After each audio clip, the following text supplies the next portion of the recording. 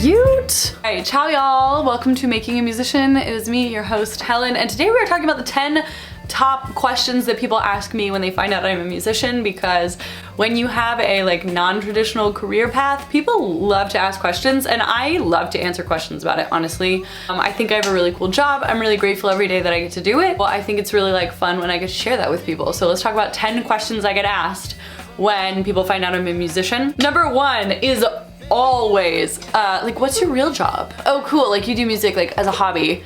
No, it is my full-time job. I am a full-time musician. Singing is my primary instrument, but I don't necessarily say singing is my full-time job. I do some things that are not singing related that are still very much in a musical realm, so I really enjoy doing that. But yeah, this is it. This is when people say when I'm at work and people are like, oh, but what's your real job? I'm always like, girl, you're looking at it.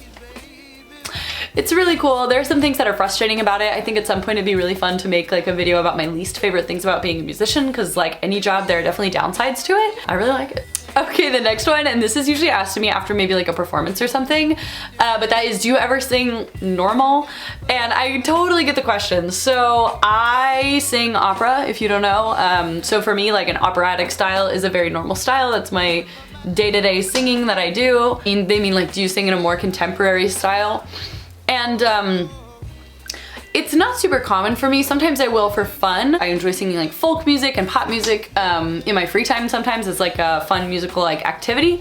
But for me, the majority of my singing on a day-to-day basis is gonna be in a classical style, and usually an operatic style. Okay, number 3, how did you learn how to sing so high?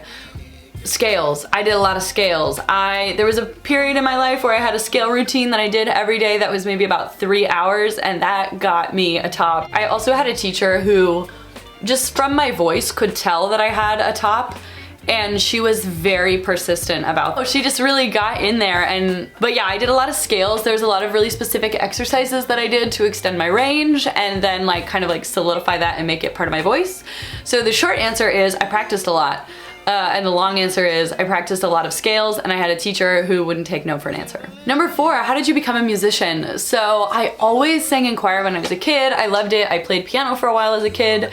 And I didn't stick with that as much, but I still I didn't really stick with piano lessons, but I still enjoyed playing piano and making music. I played tuba in high school and in marching band.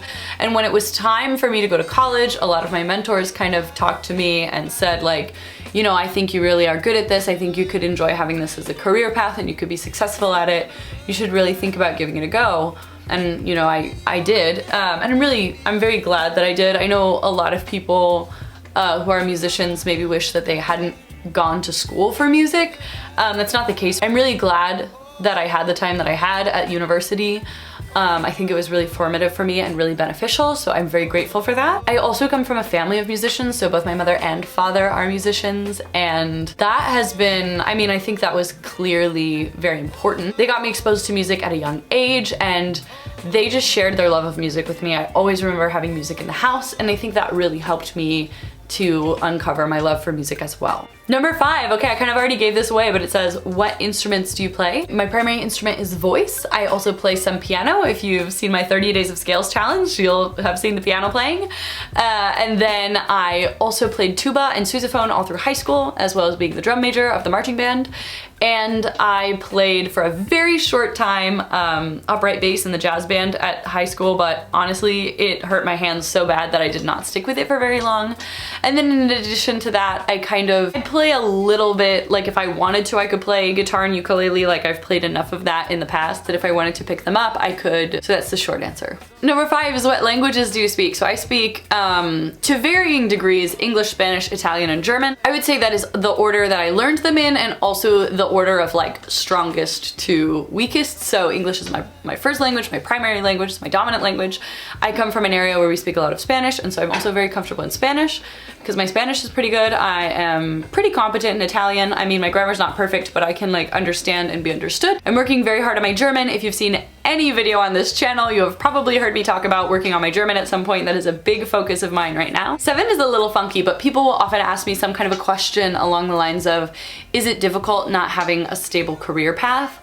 And I don't really feel that I don't have a stable career path. I understand that we have this narrative in society of the starving artist and the musician that really like has a hard time being employed.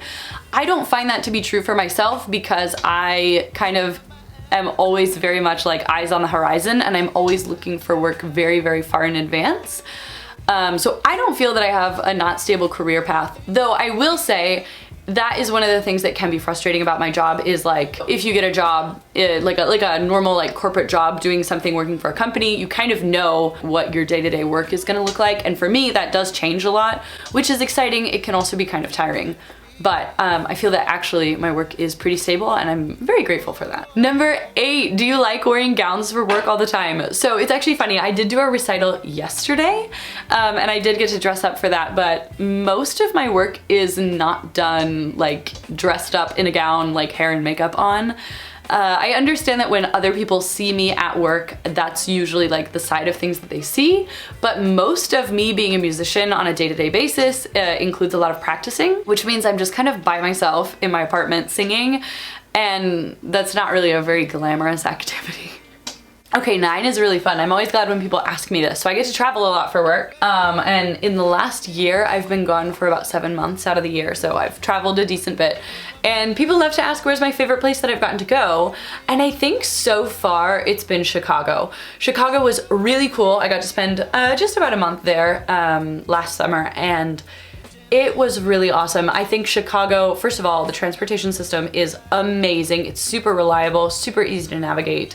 And also I think Chicago has a lot of really cool free things to do. So it's a very affordable city to go like visit and like have activities.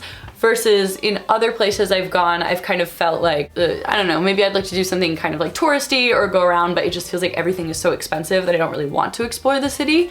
But with Chicago, I just felt there were so many exciting public resources that I could take advantage of and really like explore the city, and it wasn't like crazy expensive, which was super cool. Number 10, okay, it is, do I have to speak Italian to go to the opera?